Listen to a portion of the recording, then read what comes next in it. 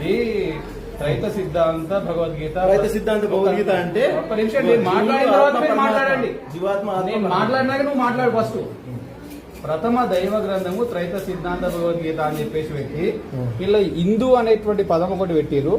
హిందూ తీసేసి హిందూ పెట్టిరు. ఇందులో ఉన్నటువంటి అంశం ఏంటంటే యేసు ప్రభు తన చేతితో తాకి ప్రారబ్ధ కర్మ అయిన కుష్ఠరోగంను పోగొట్టారు. అట్లే గుడ్డివాని కళ్ళకు చూపు తెప్పించారు. ఇక్కడ యేసు ప్రభు శరీరం నుండి బయటకు వచ్చి జ్ఞానాగ్ని గుడ్డివాని శరీరంలో అంధత్వమునకు కారణమైన ప్రారబ్ధమును కాల్చివేయటం వలన వానికి వెంటనే చూపు వచ్చేది. అంటే మీరు యేసు ప్రభువును హైలైట్ చేస్తూ ఎందుకు రాసిన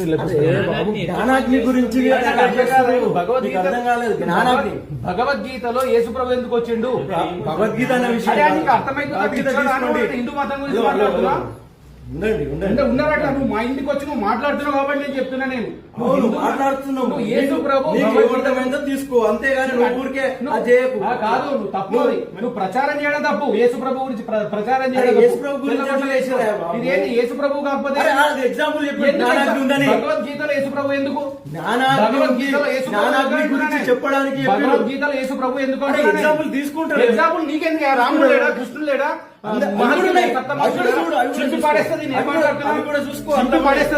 అవి కూడా చూసుకో. యేసు ప్రభు ఎందుకు వచ్చింది చెప్పు. ఒక్క నిమిషం సమాధానం చెప్తే చెప్పు. ప్రభు ఎందుకు వచ్చిందని అడుగుతున్నావు కదా. ప్రభు గురించి అడగలేదమ్మా. నాకు బైబిల్ అవసరం లేదు. బైబిల్ భగవద్గీతనే కదా. భగవద్గీత పెట్టుకొని భగవద్గీతలో యేసు ప్రభు ఎందుకు వచ్చిందని ఎగ్జాంపుల్ చూసుకోవాలి. యేసు ప్రభు ఏం సంబంధం అన్న?